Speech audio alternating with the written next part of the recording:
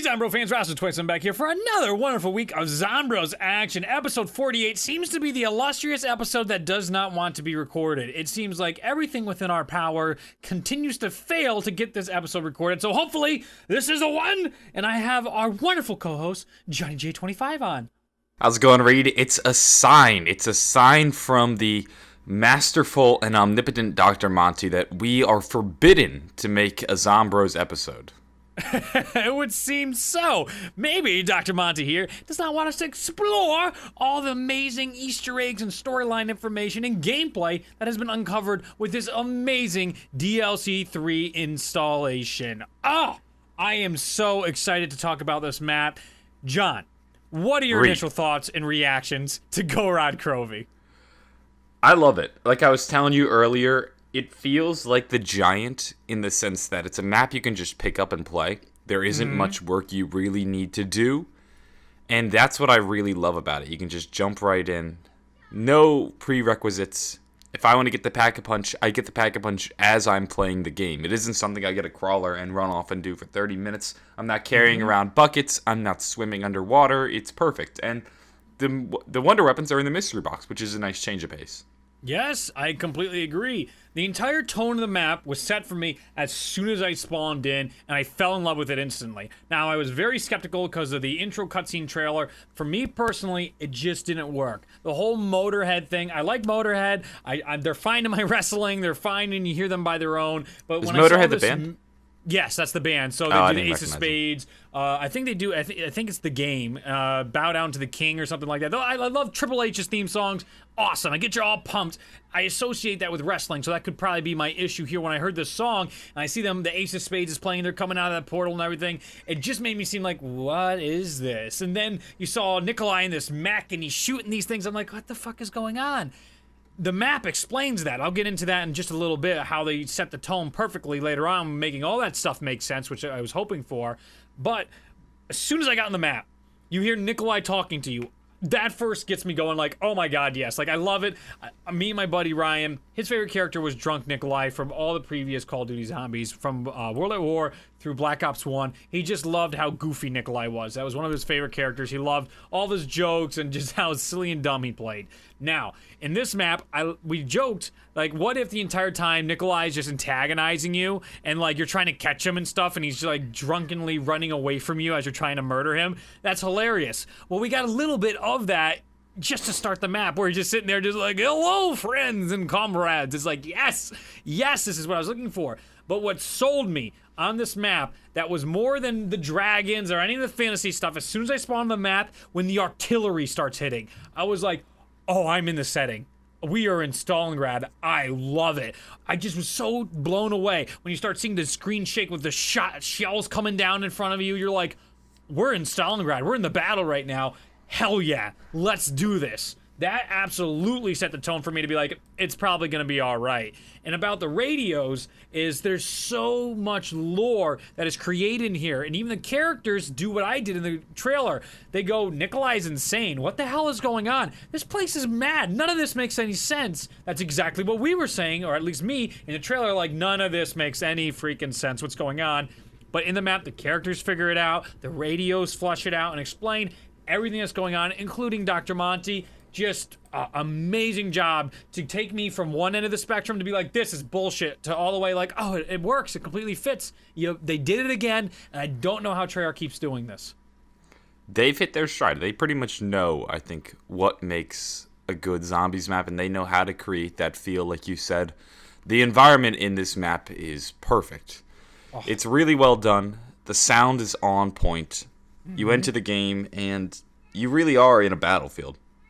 It's great. And I mean, the simple fact of the lighting, too. Finally, we don't have a map that just like, oh, this is bullshit. You don't have snow pouring down on you. You don't have rain pouring down on you. It's finally just like one of those legit, straight-up maps where it's just about the game. And it's awesome. And gameplay-wise, the map... we had a bit of that in Zetsuba. Yes, very true. But it was there still that were dark, no weather stormy. dynamics there. Right. And that's why I like Zetsubo in that sense. There's a lot of reasons I like Zetsubo, but for that simple reason there, just, you're playing the map. There's no gimmick here. The only real gimmick I can think of in this map is the dragon. Oh, yes. And the dragon Absolutely. isn't that unmanageable. My only frustration is when I don't have the shield built. I'm trying to Right. hit the mystery box, and then he blows fire right down on me. Because some of the mystery boxes are right in the fire. For example, the mystery box in the armory. There's no way around it unless you have the zombie shield. Right. And what I love about that, though, is it makes it a dynamic map. That is better than what they did in Exo Zombies, where they would block off entire areas with just shitty fart-looking gas. This is awesome. A dragon swoops in, breathes fire. It's annoying, but it makes you smarter in the game. You gotta have your shield. You gotta make sure you build a shield. You don't have the opportunity to build a shield yet? Well, you gotta deal with this. I like that. I appreciate that element of the game, but it's not constant. It's And the not like fire only robots. lasts 15 seconds. It's pretty short. Exactly. It's just a little bit. It's long enough to be, something you need to be aware of, but short enough so it's not annoying. And that's great. That's a thumbs up in my book. But it is frustrating when you do die because you're in the fire. Yes, absolutely. That's happened to me a couple times, and it is frustrating. Well, I completely understand that, but I think that's great. I think that's great for the game. I think you should be frustrated with that. I think it's par for the course. That's not frustrating like George Romero bitch smacking you for like 20 minutes and you get caught in a corner and he just keeps going like, ugh, ugh, and you can't move and you're just waiting to die. That's frustrating on a different level, and the yelling and the screaming. This is more like, I got misplayed. Fuck Treyarch for putting that in there. I won't let that happen again. That's more how I see it, because I love a chance of a challenge. Like you said, it's so friendly for players to get in, but there's still that, like, if there's a hiccup. Just like the Wranglers. Those are the Soviet Panzers, for the people that don't know the name just quite yet. Those are the metal-looking Soviet drones with the laser arm. Those things can be taken out like that, or they can be real trouble. They can mess you up real quick with their laser arms. So it's They're that balanced wonderful balance. perfectly well. Oh, because they can kill you, and they should be a threat. But when you have the right weapons, they're not too difficult. And you can easily train around them, too. Like, you don't have to worry about getting too close to them and then suddenly getting bitch slapped down onto the ground. That's Right. what I like about them. Yes, that's where the Thrashers were annoying, because the Thrashers would just one hit you, and you're like, why? Why? I had Widow's Wine, I had a shield, I had Two Jug. shot. One shot it. How did that happen? And there were so many Thrashers, too. There could sometimes my be 4 or 5 God. Thrashers in a round. Oh my god, that was definitely what. The more I played Zetsubo no Shima, that became my biggest complaint. Just like, Jesus, every time I kill a Thrasher, it makes 2 more Thrashers. And it's just like, I just want to play the game, all right? It was fine before, and I think they patched that in there to be more Thrashers later on. I never experienced that in my first 2 or 3 weeks playing that map. It was frustrating. That was Absolutely. that was one of the downfalls of that map, I think. I At would least in agree my that opinion. sense. Because Yeah. there was all the gas, and you'd have to make sure you managed your orange gas. As much as I love Zetsubo no Shima, I think it's the weakest map in Zombies right now. And Totally, that's saying totally. something. For Black Ops 3. Black Ops 3. Gotta Yeah, qualify yeah, that. of course. My Because apologies. they're weaker to transit. Yes, yeah. I mean, it just kind of, it surprises me a lot that map is very good. I think it's better than most maps we've ever played. I mean, I would play Zetsuba over Verrückt any day, over Nachtjahr and Toten any day, if you're going to go with the old classic maps. And Black Ops 1, I'd rather play Zetsubu over Kino der Toten, over 5. These maps that I've played to death, for starters, so that factors into it, that I've played It's funny, them I a saw a lot. picture. Currently, only 2% of the Black Ops 3 population is playing Zetsuba no Shima. So, that hurts. rip and kill. That hurts. Again, I still think it's going to be one of those maps that people will return to in the future and be like, oh, I love how challenging it is, because it's just got so many Shangri-La feelings to it. Like, even our Thrasher feelings. No, Shangri-La is a different kind of challenge. Totally different Yes. kind of challenge. It is, but I still see it as a type of map that people are going to be like, oh, man, think about how awesome this map was. And even though we hate it now, people hated the Napalm Zombies. Refuse to play because of the Napalm Zombies. I don't know. And now we about love that. the map. No, I don't know about that. Because the reason I feel Shangri-La was so difficult was because it was so tight. There was really nowhere to train. And if you did train, you had to get creative and do mini routes. Right. In Zetsuba, there's places to train. The reason why Zetsuba is difficult is because it's a chore. And you have to do so much to get Juggernog. And in between that time, you can easily go down once or twice. Very true. That is very true. All right, It's a different kind of difficulty. All right. So, before we get more into the gameplay aspects and everything, let's start talking about the Easter eggs. Everybody wants to know what we think about the Easter eggs. We've gotten lots of messages about this. How do you feel about the ending of the Easter egg and its setup for our supposed next map, Revelations? How do you feel about this, John? Well, I'm excited for Revelations. We have the rocky text with the concentric circles. So that is very reminiscent of Origins. I don't know if we'll go full circle or if we're going to have a map that mirrors Origins in its maybe design elements. That's hard to say. Maybe we'll be in a crazy place. Who knows? They could go anywhere. Supposedly the infinite, but that could mean anything. Supposedly the house, but that can mean anything. As for the ending, though, I was happy with it. Yeah. Maybe a little bit underwhelming. I think I would have liked more. I think I would have preferred a greater setup for the next map, so that when we get to the next map, we can jump right in. We don't have to waste an extra minute or two. I like that thinking, because as I was watching the whole ending, when we solved it and everything, on stream, initially, I wasn't happy with how things were going, because Takio had like a 4 to 5 minute conversation with himself, really fleshed out his character, awesome story, and Nikolai, they barely gave him the time of day. Nikolai's was so vague. Yeah. They would never mention the name of the person they were talking about. You can even see where they took a shortcut in the conversation. And Nikolai goes, "You know who I'm talking about. We don't. They may, but you need to clue us in." At this point, I doubt this is something you need to revisit, but we're interested. Exactly. That's where it is. It's something we won't be revisiting. Where the blood is going to be the central theme of the next DLC, and literally every round, a conversation happens between all the characters saying, "What is the blood about?" And Richtofen being like, "I'm not telling you," until he's just like, "I don't remember," and everyone's like, "I don't remember," as the rounds continue to go. That's awesome. That conversation, it makes sense because it will be addressed. We won't come back to Nikolai. We won't have a story fleshed out. So why wouldn't you go all out with it? So it's frustrating as a fan of Nikolai, especially for hearing this from my friend.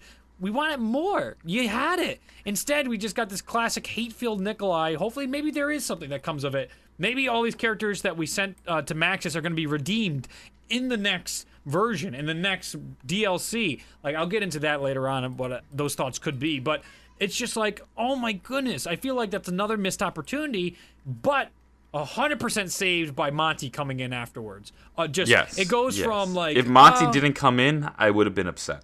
Right, because then you're like, there is no setup. This is just ridiculous. But as soon as you spawn back in and Monty starts talking to you, whoa, oh ho ho ho. And what it does, what I really love, is that it creates a new dynamic. It's now Richtofen versus Monty. Yes, where they both have their own goals. I love it, and we're back to Black Ops 2, but in such a better version, in my opinion. Like, the Maxis versus Richtofen, you knew you're fucked either way. You knew it was going to be the lesser of two evils. This time... We don't know. Exactly. I can't tell you which one is the evil one. Right. The formless one will be our downfall. Is the formless one Monty, or is the formless one Maxis? And Richtofen seems to be working for Maxis. But then again, Monty also seems to be working for with Maxis. Like, so this is it. It's is everybody on the... Like... On the surface, it looks like everybody should be on the same team. And that's what we thought going into it, because we knew Monty was talking to Maxis. And we knew Richtofen got his orders from Maxis. But here we have Monty saying Richtofen's off doing his own thing. You guys need to listen to this. Do not tell him. Yes, and we'll actually get to a question here since we're on the topic of Monty. What are your thoughts on the Dr. Monty reveal and his quotes? This goes hand in hand here. It's perfect because think about this. I love the fact that he sets this up about, like, he talks to all three of them and says, you know, Richtofen's doing his own thing. You gotta do what's right. You gotta listen to me. I'm Dr. Monty. And then when you do the Wisps Easter eggs and you hear more of his quotes, he's turning them against each other. I was dumbstruck hearing all this stuff. When you get his one-on-one TLC time and he's talking to everybody, he talks to Takio and he goes, "Hey, Tak, seems like I don't want to start anything." He literally says that. I don't want to start anything. But seems like Dempsey and Richtofen are conspiring together. And I'm like, what, excuse me? And all of a sudden it gets to Dempsey. And he's like, Dempsey, you know, you never used to like Richtofen. Why are you working with him now? I'm like, what is this? This is insane. And he talks to Richtofen. He's like, you're a bad one, Richtofen. He's like, I'm watching you. It's like, what is happening? Holy shit. He's turning everybody on one another. And to me, I don't trust Monty at all now. Hearing all those quotes, that tells me, hell no. At least Richtofen, it brought up in the comments many times now to me, and I think it's spot on. I completely am on board with it now. He has had so many opportunities to screw everybody over with the summoning key. He has so many opportunities to take control of so many things with the summoning key. Look at what the Shadow Man was able to do with the summoning key. He opened the portal and then he starts wreaking havoc and everything. Richtofen hasn't done that. Well, no, he might not have done that because it might not be the right opportunity. True. You don't know. For whatever reason, Richtofen may need something before he can actually do that. Right, but I still think there seems to have been so much already happening. Like, he could have just cut the other characters out. Why does he need them? He's got their souls and stuff like that. It's just like, he's genuinely taking their help. At first, he's like, this is a journey I can only do by myself. Then in Der Eisendrache, he's just like, all right, I need your help. So, the next question is like, why did he lie in Der Eisendrache? Why did he say, I did this to my own soul, when he didn't send his own soul to Maxis? Is it still in the summoning key? Is he saving it for something else? People have brought up the idea that Eddie, inside the house, is the little kid we saw at the end of Origins. His soul's already there. His soul's already saved. The one he took, the evil Nazi Richtofen, he needs that for something else. Okay. You know what? All of a sudden, that could make sense as well, rather than him just straight up lying to us again. All sorts of ways this can play with just like that. Just a couple quotes like that at the end of the Easter egg. Oh my goodness, this is unreal. This is unreal, all the things that have been turned out from this map. A awesome setup to DLC 4. But you're right, there could have been a couple little things, but the ciphers themselves inside this map have been fleshing it out even further. So it's just like, there's really a lot going on. I just wish when we had completed the Easter egg, maybe then we went to the Infinite. And we just got a little taste of it. Just a tease, Gotcha. something to get us, like, just make our mouths watering for DLC 4. Because, Right. I mean, they did a good job with the to be continued and then telling us the name, but I would have liked one step further. I actually didn't like that at all, to be fair with you. Yeah, it When was I very in there- cheeky. Yes, it was very like, to be concluded in Revelations. That, I feel like what they were going for was for me to be like, oh, they're showing us the map, But when it said to be concluded, at that point, after everything they showed us in the Easter egg, they were setting up so much and so many cool things happened that they got to that, to be concluded. I'm like, fuck you to be concluded. Don't tell me to be concluded. Like, we're in the middle of this. Don't Like, cut it we off in know the it's middle. going to be concluded. We know Yeah. what's going on. That was just, again, me personally. That's just a personal thing where it's just like, how about you cut out the to be concluded screen and just have a little more talking with Nikolai and then pop up the Revelations thing? Or, like, you could have transitioned a little better, I think. And just the way my first reactions are, all right? Maybe in time, I'll be like, oh, no, you know what? That fit really well for the to be concluded. But right now, it's just like, you literally were like, we're telling you too much again. And it's just like, come on. There's one map left. And you're not going to wrap everything up in the map. That's why you're making this comic book. Go for it. Have fun. Let us get excited. But again, that's a criticism. Understand it's a criticism. I'm not angry. I'm not hating on the map. That's a criticism of what happened. I love the ending. I love everything they did with it. I love this map. I know some people get upset when they're like, oh, why do you guys always complain? We dissect it. This podcast is made to dissect everything for zombies. And we're going down to the most critical points where just like, it could have been an even bigger hit if we did this. I still feel passionately that the reveal of Sam and the MPD was just, it was not good. And blowing up the moon as well in the Easter egg, I just thought... You didn't like the reveal of Samantha? I thought it was a great wow moment, but then the next time you played the map, it's like, oh, that's it. I already know what's in there. I guess... Well, of course you know what's in there, but that doesn't matter. It's the initial moment. It's the reveal that matters. Maybe it's because it was spoiled for me, and someone in the while we were live streaming it told us that Samantha was in the pyramid. I'm like, nah. Then it happened. It was awesome. But Moon's always been that Easter egg that was always wow factor, always going for that one-time hit where it's just like, oh my god, I can't believe that happened. And then you start thinking, why did that happen? What the fuck was that about? Why would you do that? Why would you blow up the friggin' Earth? What happened? So, just that's what I worry about. And here, I don't think we had too many wow moments. I'm glad we had more storyline come out, more fleshed out stuff. I just wish they would have stepped further, but that's constantly Treyarch. They always just tease us. And I don't think we've had a wow moment since Der Eisendrache. Really, we blew up the moon, and that was the wow moment. Right, that was. And I feel like that was a biggest good wow moment because it harkened Was. back to Moon. Right. And I definitely didn't see it coming. Right. A lot of people called it out, and we joked about it, but blowing up the move was just crazy. It also confirmed our jumping from universe to universe and all that stuff, too. It helped us usher in that. But It also was really, killed the Moon remake.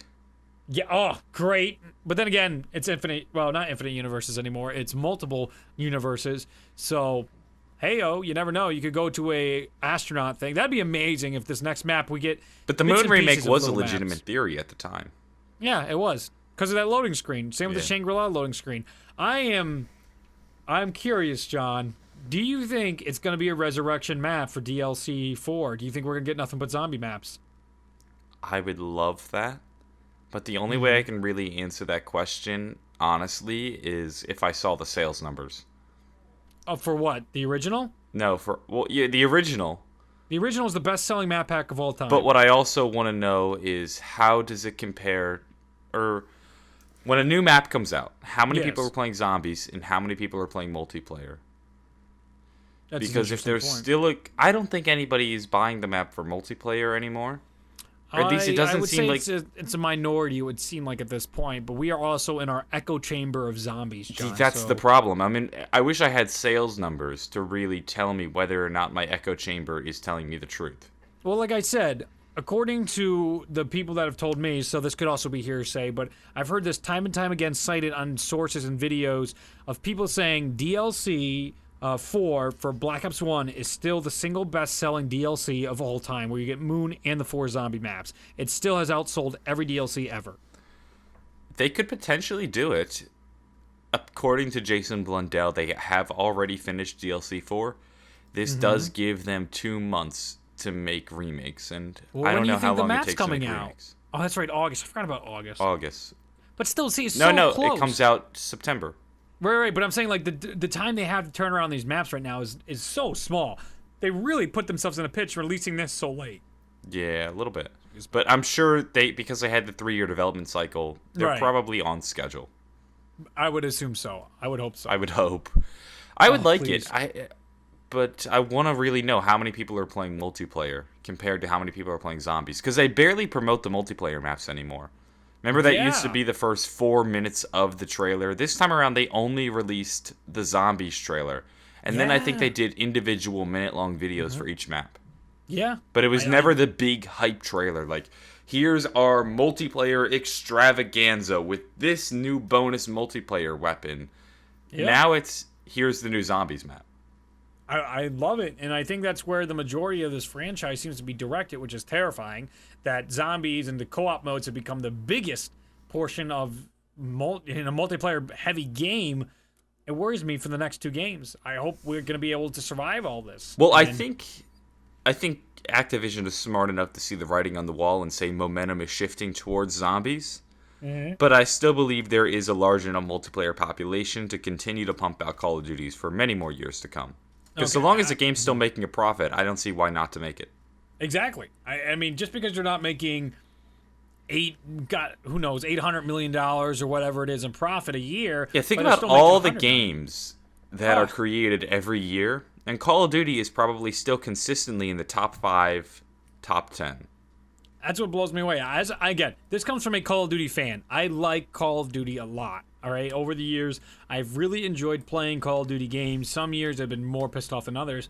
But from just a business standpoint, think about all the developers out there that take losses to make their games, and their games don't even get that far, and then you consider those a success. People hate on Call of Duty. Oh, it's failing. Oh, it's dying. It's not going to last very long. Get out of here. FIFA, MLB, The Show, those things come out every year. And they just keep cranking and cranking those games because they still turn a profit. People still play them and buy them. Call of Duty's going to do that till it's dead. And for better or worse... I mean, think about Halo. Halo lost its crown to Call of Duty, and it's still continuing to create games. Absolutely. It's a profitable series. And I don't know, does it lose the crown, really? I guess it lost its massive status. I think Call of Duty definitely lost the crown. Halo or Call of Duty? Call of Duty. Okay. I think it lost the crown to maybe Overwatch. Oh, well, Overwatch is a whole new world. But in the world in the world of shooters, I think Overwatch is, right? Yeah, it's an FPS. It's no. I know it. I have Overwatch, but I think at this point it is the biggest, right? I would probably say it's got to be up there. Even at least competitive shooters, 100%. That's what they're with Counter-Strike now. Well, Overwatch doesn't have a competitive scene, I don't think. I forgot about Counter-Strike. It will.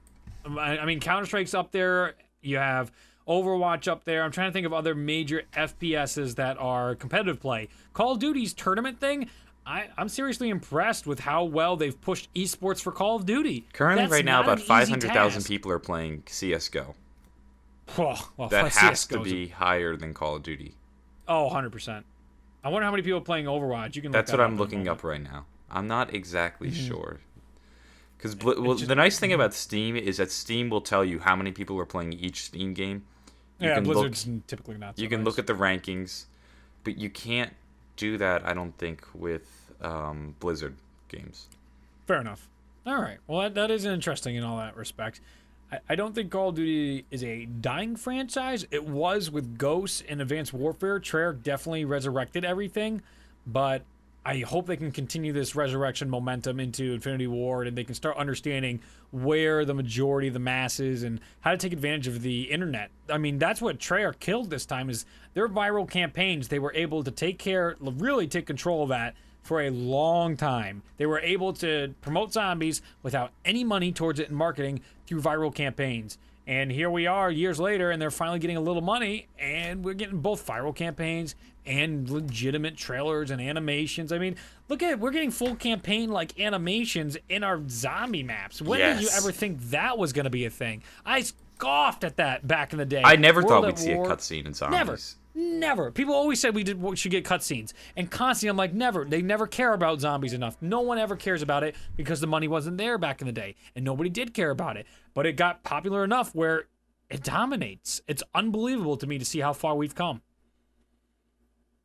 All right. So, what do you think of only 3 souls going up into the Easter egg at the end, 2 maxes supposedly? Do you got any thoughts about that? And I also would love to hear your thoughts about the Leet Cipher, the blood vials that have a possible connection to the transit crew, John. What do you make of all this? Well, it makes me think that Richtofen might be lying just a tad bit. We see in the giant cutscene he bends down in front of his soul, or his body, and he claims that he took the soul, but did he? Because every time we take the soul, the summoning key floats up. There's a big flash of light. You can actually see whatever you want to call it, energy flowing into the soul. There's a whole sequence, and that sequence doesn't happen in that moment unless the camera cuts conveniently in a way that prevents us from seeing it. Like maybe when we jump to, I think it's Nikolai in that trailer. We don't actually see him do it. We thought we did because we took his word for it when he said it in Der Eisendrache, but did he really? And that presents the question of whether or not Richtofen lied to us. And if he lied to us, why did he lie to us? Right. What is he hiding? What is he trying to protect us from, all right? There's an He definitely has interesting theory secrets. that maybe his current version is actually the version that we want the soul of. Ah. Oh. And Now maybe that's awesome. what Richtofen can't know. Oh, I love it. I love it. I love it. I love it. That would be such a great twist that he's constantly held this off. He's like, oh shit, it's me.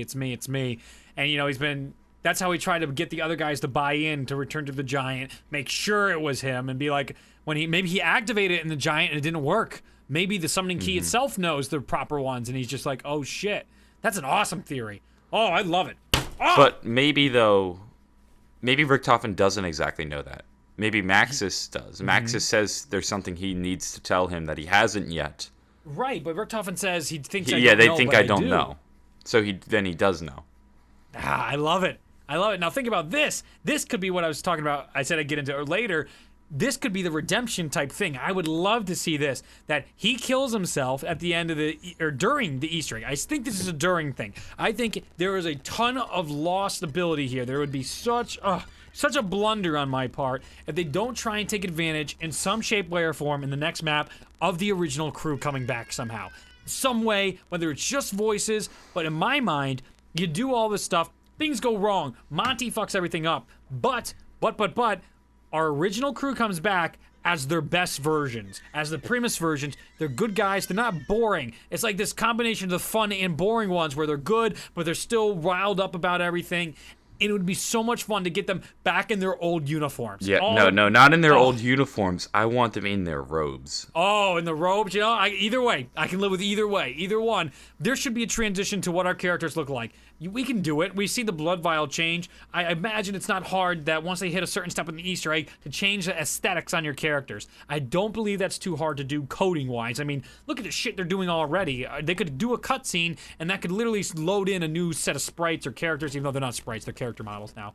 It gotta be. I mean, I will be blown away. There's so much potential there to be like, oh my god, this is amazing. This is so badass. And you got the old characters, like a perfect send-off where, again, they sacrifice themselves, or they get screwed over by Monty and Maxis, or the Apothecans win. They just win. They fail. Whatever it is, something crazy goes wrong, and you have those souls come back. They're redeemed. They have this extra knowledge. It's the combination of all those worlds coming back into the singular world where they have that chance to save everything.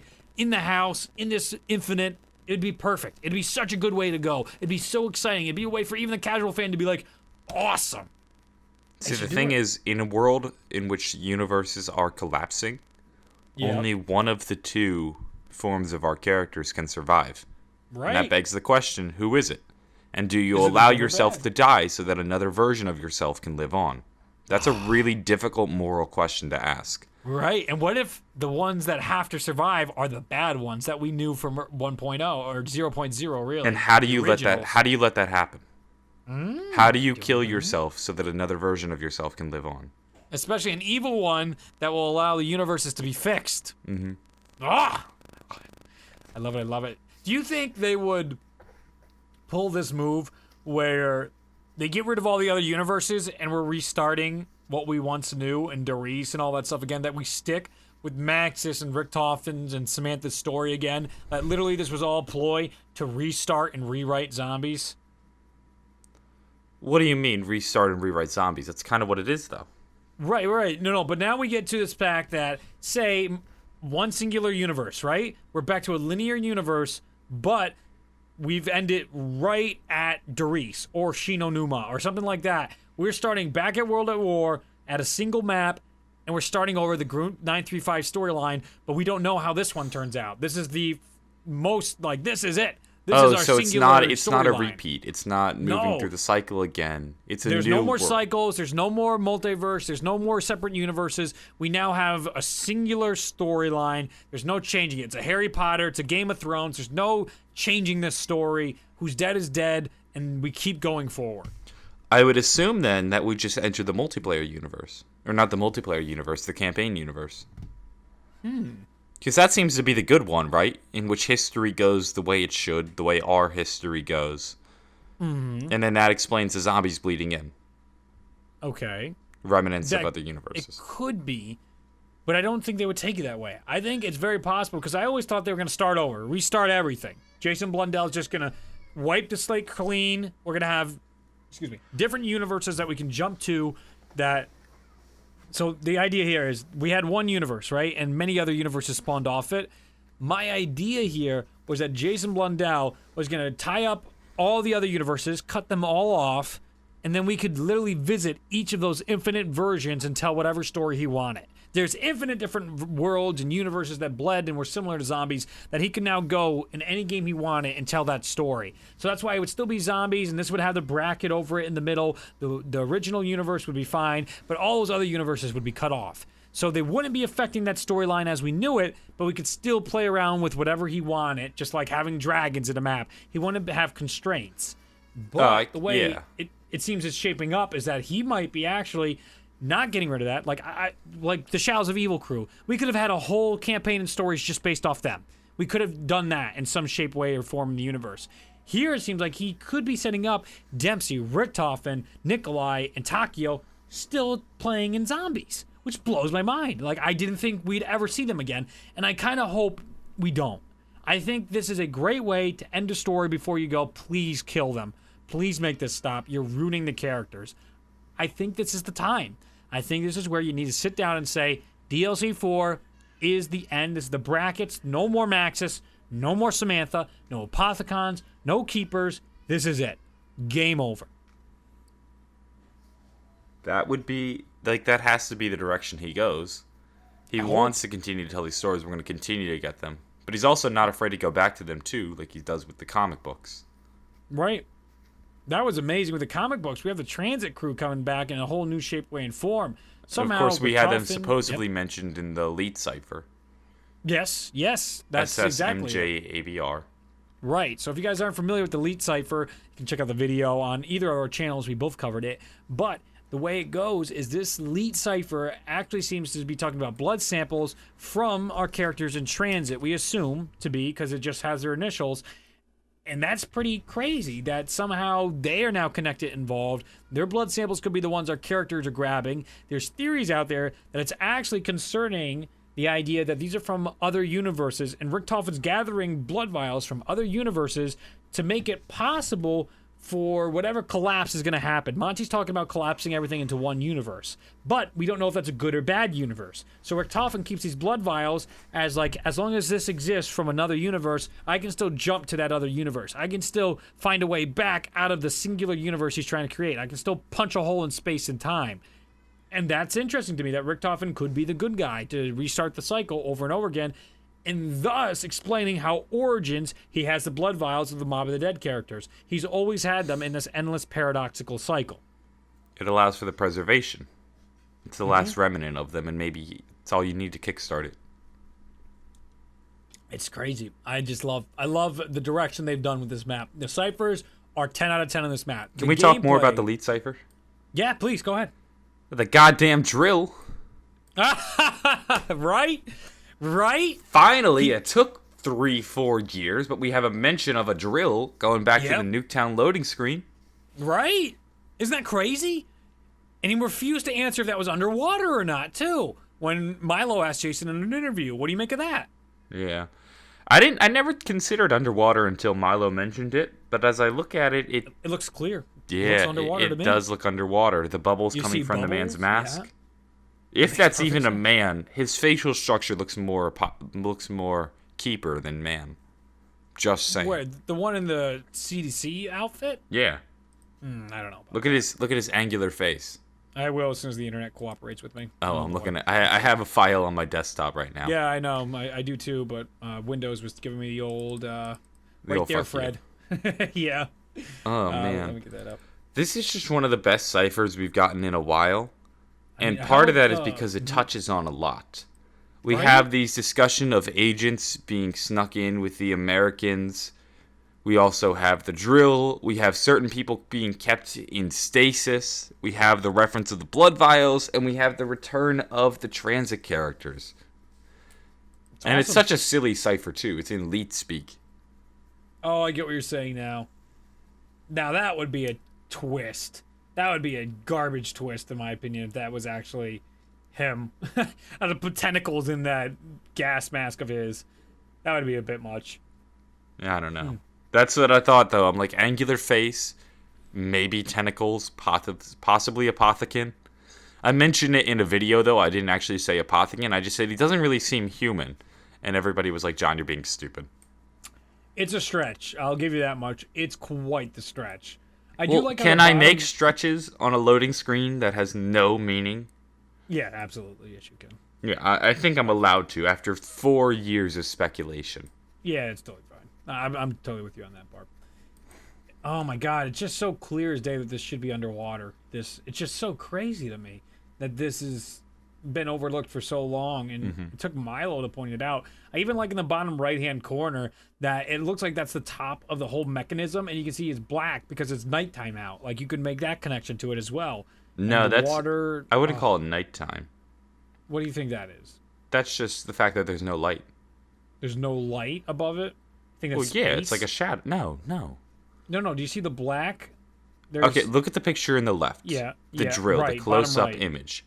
And you can see a little leg or something jutting out. Yeah. Like an extension of that device, that vehicle. Yes. It's just the fact that the light doesn't reach under it. Doesn't reach under it. Yeah. Okay. So if you take an object and you shine a flashlight above it shining down, of course the underside is going to be the darkest side. Right. That's what I interpret when I see it so dark. You're seeing that as an underside. I see that as a top view. We're getting closer to a top view. Actually, it's more like an isometric view for what I see it as. You're actually seeing the top of that. That's why you see the light being shined upwards, because that's the drill on the bottom. You see the lightning and all that stuff going on below it. The light is resonating from below it. That's why you see the lighting coming up from the sides. And that's why up top, it's that black in the corner there is actually the nighttime sky. Or space, for that matter. Who knows how large this device is. I don't know. I think you're losing me. All right. I'm not sure. You lost we'll me move with on your from that. tentacles. Yeah, it's fine. We don't need to... We can talk about this for hours, but we don't need to, Yeah. because the debate Okay. won't lead to anything relevant. Right. So, with all this said, what did you think about the gameplay of this map? What do you think about those challenges for the melee stuff? It just blew me away. Well, the only challenges I ever end up doing are the Dragon Egg challenges. Mm-hmm. Like, you'll never see me grabbing the MG42 and killing 100 zombies. Oh, no, not those challenges, like the in-game gameplay challenges. If you get to round 5, if you finish round 5 in 5 minutes, you get a wrench. If you finish 13 rounds in 10 minutes, 10 rounds in 13 minutes, you get a knife. If you've Is that where those knives come from? Yep. I never actually, I saw them, but I never actually It's looked into awesome. how to get them. That's a cool idea. Yeah, if you just keep playing the map like you love just playing, don't stop. You actually get rewards for that. Mm-hmm. That's good. awesome to me. And Blundell's there's been rumors- listening to the show, clearly. Yeah, I'm sure. There's rumors going on right now. If we complete the Easter egg in a certain amount of time, there's a reward, and I would love to know what that is. You get nothing. Yeah, you get a pat on the back. You get satisfaction that you did it in an hour. Yeah, or less. What should I be would the love to record? know. What if you were to set it? What would it be? Because I don't actually know how long it takes to complete.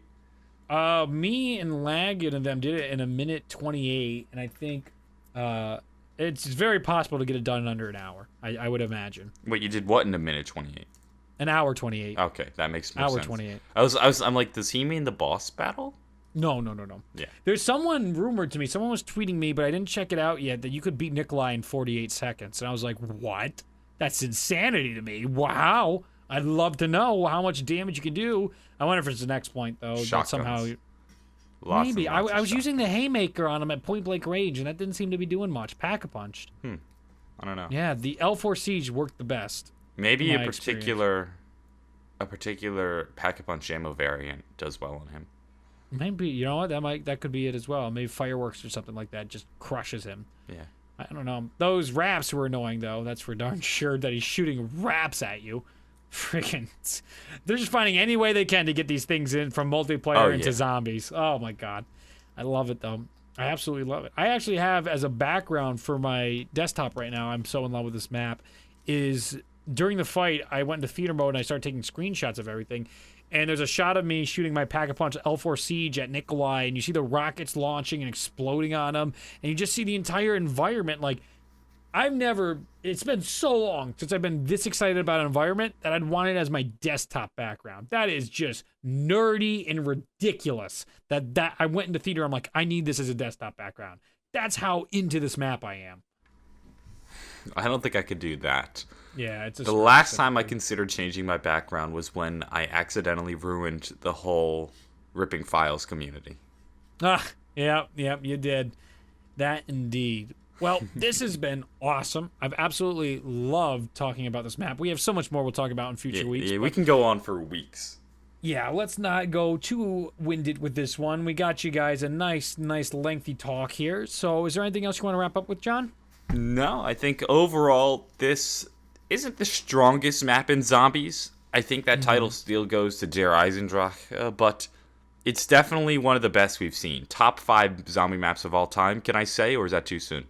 No, I don't think it's too soon yet, but I'm curious to see where its place lies. I'm curious which maps I'm going to go back and play. I wonder if it'll beat bore Der us Eisendrache. soon, though. Right. That's exactly it. I'm wondering if this map will bore me, or will, like, Der Eisendrache sometimes can bore me, but not just like Der Riese can bore me. So just like, it's a matter of figuring out what the replayability is years later, and that will be told in a long time from now. You know what? But This I map definitely needs think more it'll be camping there. spots.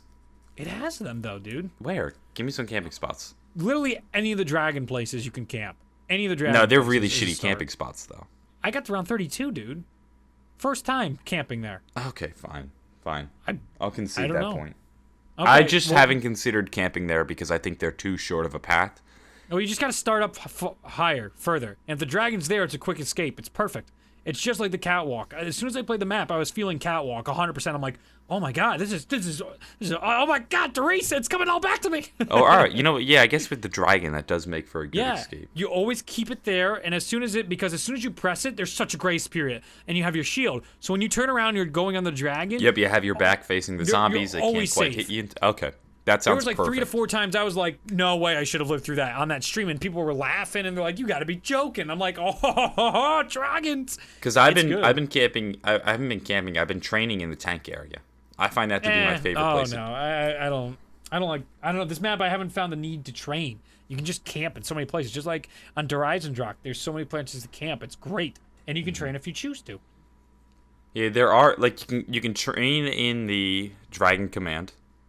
You can train in the tank area. Yeah. Other than that, I don't think there are many other solid training spots. Let's see. Everywhere in Dragon Command, you can pretty much train. Yeah.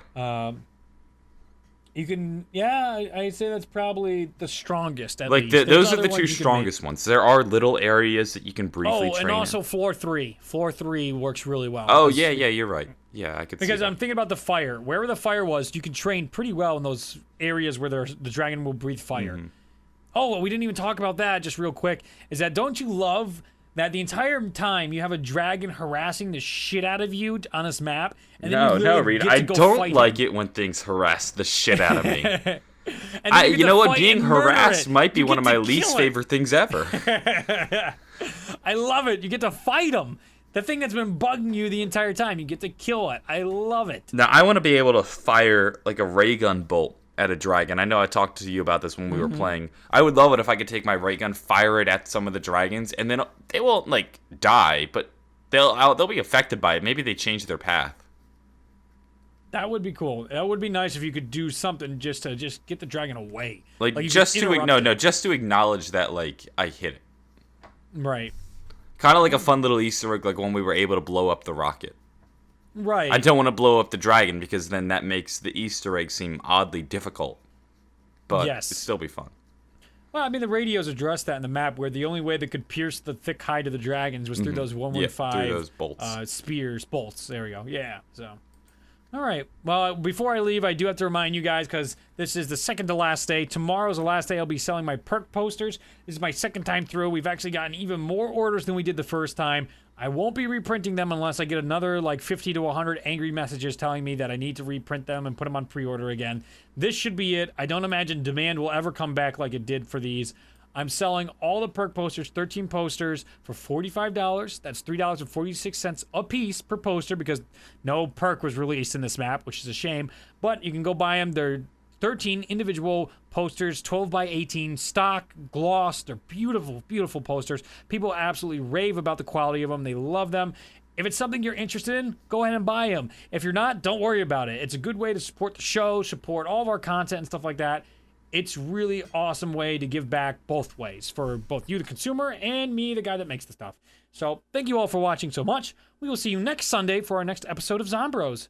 Bye.